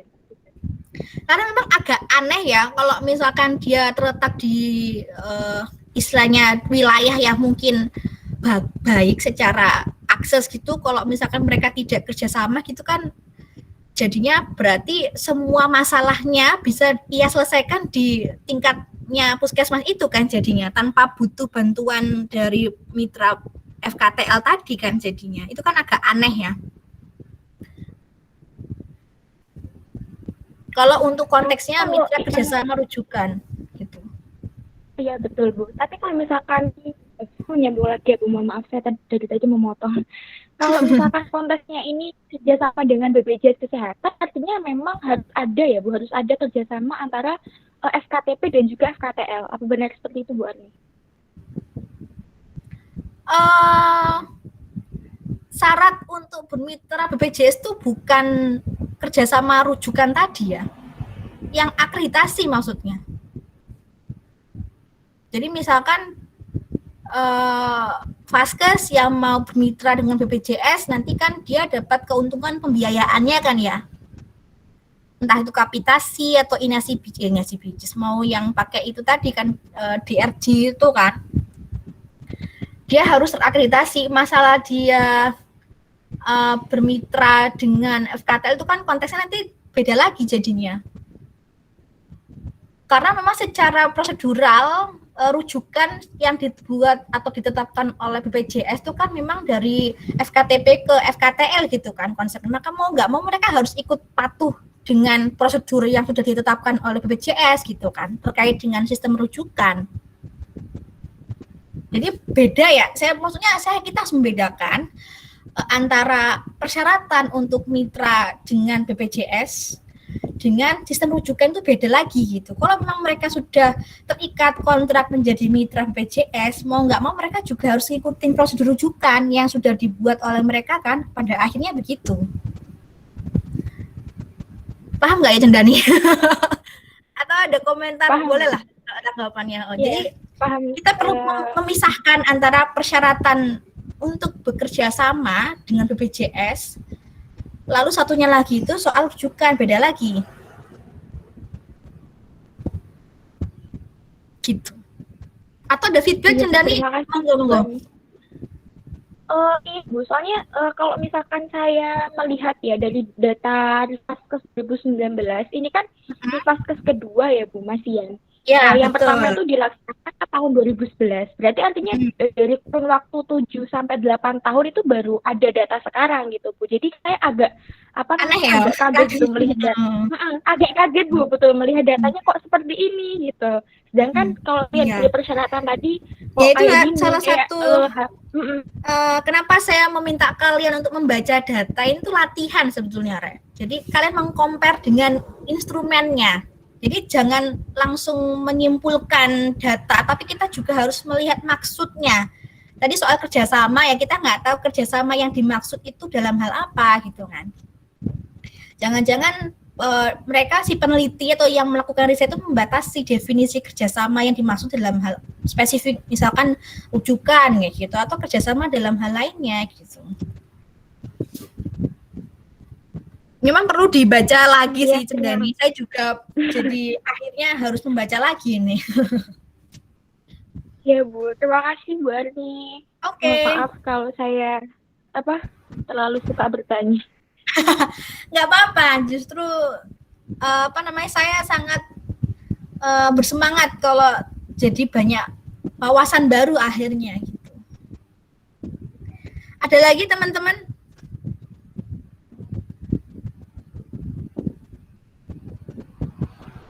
Ya ini kalau bahas soal pemilihan kapus tadi itu juga nggak lepas dari unsur politis ya teman-teman, karena itu hubungannya dengan jabatan masalahnya. Kalau secara peraturan memang sudah ditetapkan begitu tadi list kriterianya, tapi kan secara di lapangan bisa saja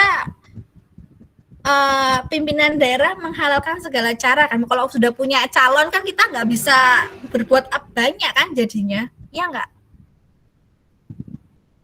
Gitu. Ada teman saya waktu S2 itu dia sudah hampir 10 tahun loh teman-teman di puskesmas itu, tapi karena tidak punya kedekatan hubungan dengan kepala daerahnya ya susah ini untuk bisa naik jabatan jadi kepala puskesmas gitu. Kalau secara kapasitas ya sudah terpenuhi sebetulnya, tapi kan prosesnya nggak segampang itu untuk jadi kepala puskesmas.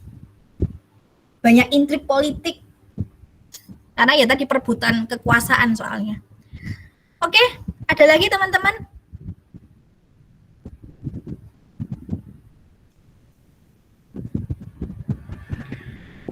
Nah, kalau tidak ada, kalian, karena kita 3 SKS ya teman-teman, dan selama 3 SKS itu kita tidak seperti ini terus, jadi saya berikan tugas mandiri jadinya.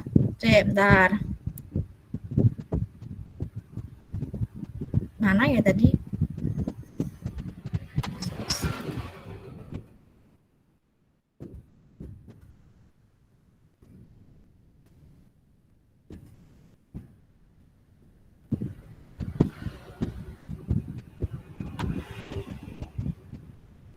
Oke, nggak apa-apa Kevin.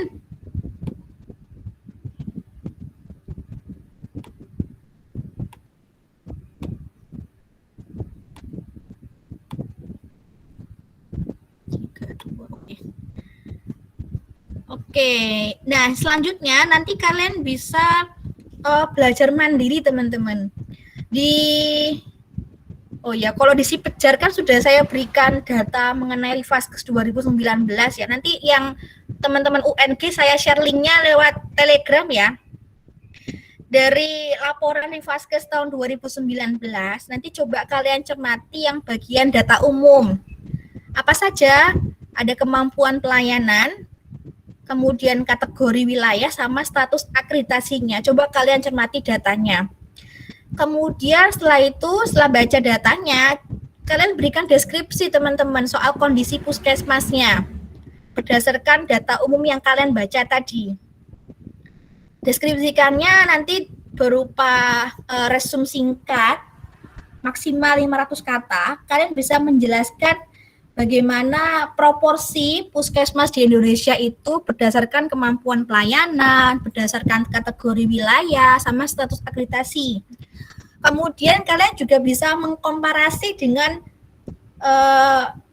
berdasarkan geografisnya teman-teman, bagaimana kondisi kemampuan pelayanan puskesmas di wilayah-wilayah di Indonesia, apakah sudah merata atau masih timpang, bagaimana kesenjangan yang terjadi, itu coba kalian jelaskan ya di situ.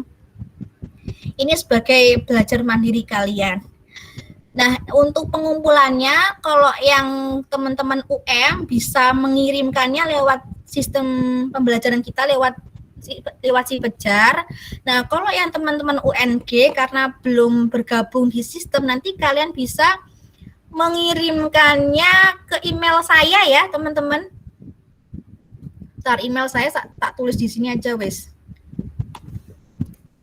Boleh kalau mau mengumpulkan sendiri-sendiri, kalau misalkan mau kolektif bersama dengan teman-temannya yang lain juga silahkan. Ya, silakan dikirim via email. Oke, mungkin itu yang bisa saya sampaikan sebelum ditutup. Apakah ada pertanyaan lagi, teman-teman? Ibu izin bertanya Iya, Hilda. mengenai absen dari mahasiswa UNG gimana ya Bu? Soalnya ada teman yang nanya. Oh iya, oke. Teman-teman UNG bisa login si Pejar nggak ya? Nggak bisa ya? Bisa, Bu. Cuman kemarin itu sama Ibu Septa, Ibu, ada konsultasi, Bu. Soalnya Ibu Septa bilang langsung kontrak mata kuliah di Sepenjar itu. Cuman tidak ada, Bu. Untuk mata kuliah itu cuma masih mengajukan yang pertukaran pelajar, Bu. Iya, kemarin saya coba mau enroll ke si Pejar itu nama kalian belum masuk di sistem. Nanti gini aja, wes. Sementara saya buatkan Google Form saja ya untuk presensi kehadirannya. Sebetulnya ya biasanya sih saya mencatatnya semuanya masuk sih. Tapi kalau untuk keperluan administrasi nanti coba saya buatkan Google Form saja ya untuk lebih mudahnya untuk merecord supaya kalau sewaktu-waktu dimintai bukti dokumentasi kehadiran kita ada gitu ya. Gitu kali ya, Kevin? Iya, Bu, bisa. Biasanya sih kalau anak-anak UNG saya kasih masuk semua. Ini jadi bocor deh ini akhirnya. Karena kan kita kuliahnya online gitu loh, Kevin. Jadi beda dengan kuliah kita tatap muka yang saya bisa ngecek satu persatu, oh ini ada, ini masuk gitu kan. Kalau online meskipun keluar masuk, ya tetap saya hitung masuk semua jadinya. Gitu toh kalian ngumpul tugas, kalian mengerjakan latihan gitu kan sudah masuk dalam kategori kalian hadir di kuliah saya gitu. Tapi nggak apa, nanti setelah ini saya buatkan link untuk Google Form kehadirannya. Sama yang kayak dulu tuh loh, Vin. Kalau dulu kan kita rapel ya di belakang. Yang kuliah PE itu. Oke, ada lagi? Teman-teman?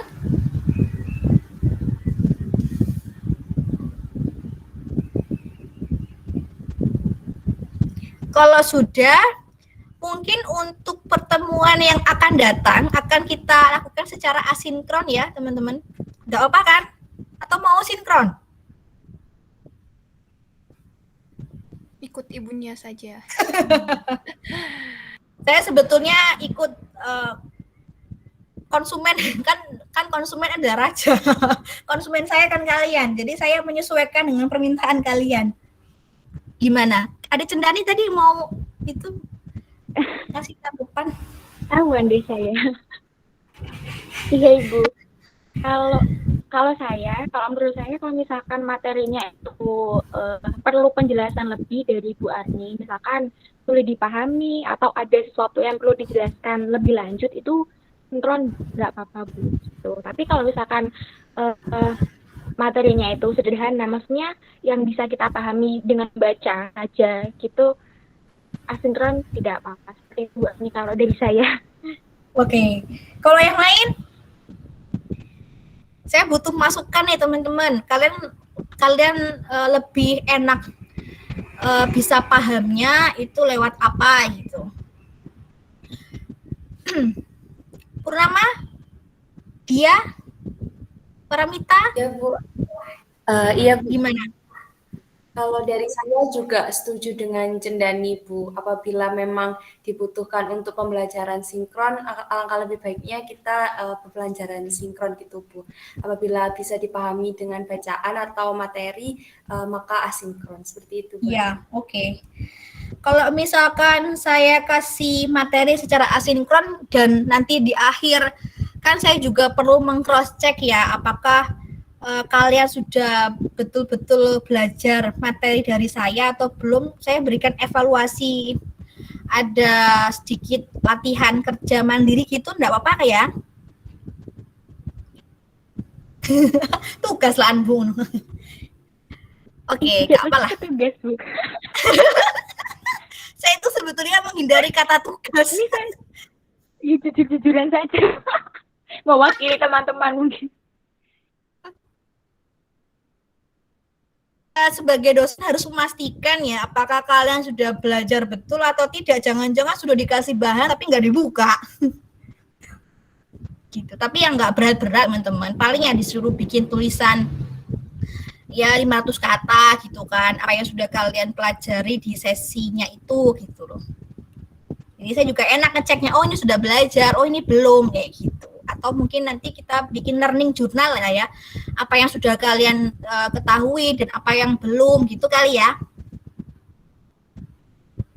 Kalau yang belum kan kita bisa bahas saat sinkronnya itu kan. Oke teman-teman, mungkin itu yang bisa saya sampaikan di sesi pertemuan hari ini. Terima kasih banyak sudah banyak bertanya. Kalian bertanya itu bikin saya happy loh teman-teman. Artinya kalian mulai berpikir, kemudian rasa ingin tahunya juga besar. Jadi kita kuliahnya nggak sepi gitu loh. Kalau monoton saya menjelaskan kan juga nggak seru jadinya. Oke, kita sambung lagi di pertemuan yang akan datang. Saya tutup. Assalamualaikum warahmatullahi wabarakatuh. Waalaikumsalam warahmatullahi wabarakatuh. Terima kasih banyak Bu.